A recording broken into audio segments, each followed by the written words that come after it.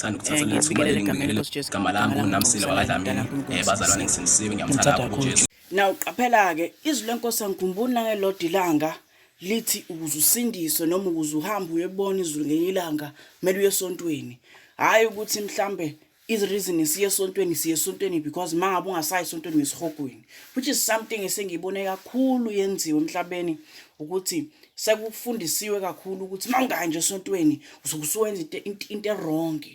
But kumina ngelinye ilanga ngathi ngithi nje ngihlele esontweni kwavele kwavuka into kumina, and lento evukayo kumina evukayo eyimvuselelo ilibele iphindaphinda.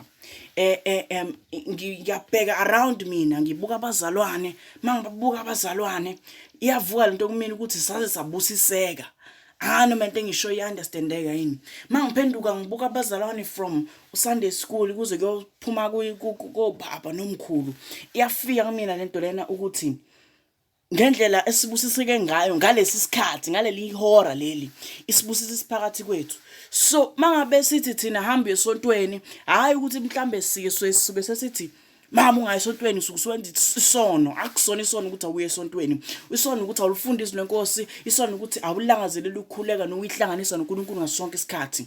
But inkinga ukuthi angifuni ukuthi sikuphoqe sithambe esontweni, ukuthi khona abantu abaningi abaya esontweni bengayiboni lento yesibusiso, kanti kuyingozi ukuthi usufikile esontweni kodwa uyiboni lento yana yesisibusiso lesiya. Ngamanye amazwi lento ingaba kabili, ingabe kutheni wena ngamanye amazwi closed off noma uyayivalela ukuthena ufike entweni zikaNkulunkulu. Ngamanye amazwi bangabe usufikile lapha esontweni awuyizwa lento yesibusiso. Noma futhi ngaba futhi enye into futhi ke regardless of lokho, kungabe ukuthi ke mhlambe kungabe ukuthi ke leli bandla kulona alinazi ibusiso. Na ufuna ukugxila kulokho ke inkinga into yokuthi ukuyibandla noma uhlangene nabazalwane elinganazi ibusiso. Lokho kwenziwa yini ukuthi ibandla lingabi nebusiso? I-lacking of umoya ingcwele iyalenza ibandla lingabi nebusiso.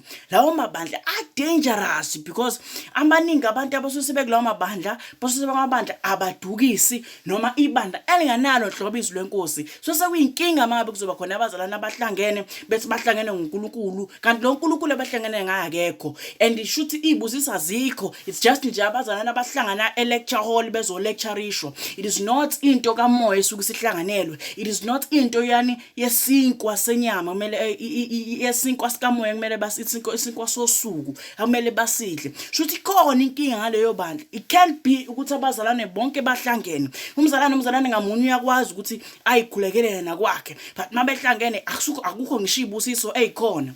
And iqaphela ke angikhulumi ngebusiso zemali.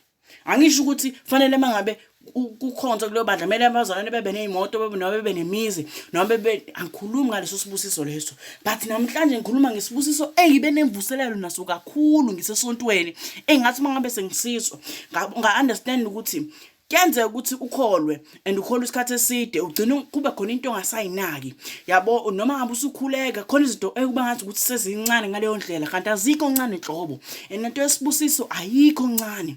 Mangiyibhekile leya nto leyana sho ukuthi into owazi ukuthi isiyinjwayele egazini ukuthi awusakwazi ukuyinaka, mangiyizwa leya nto yaphinde yavuselela kumina ukuthi fanele sibuyele kubeni laba abazalwane abajahe ibusiso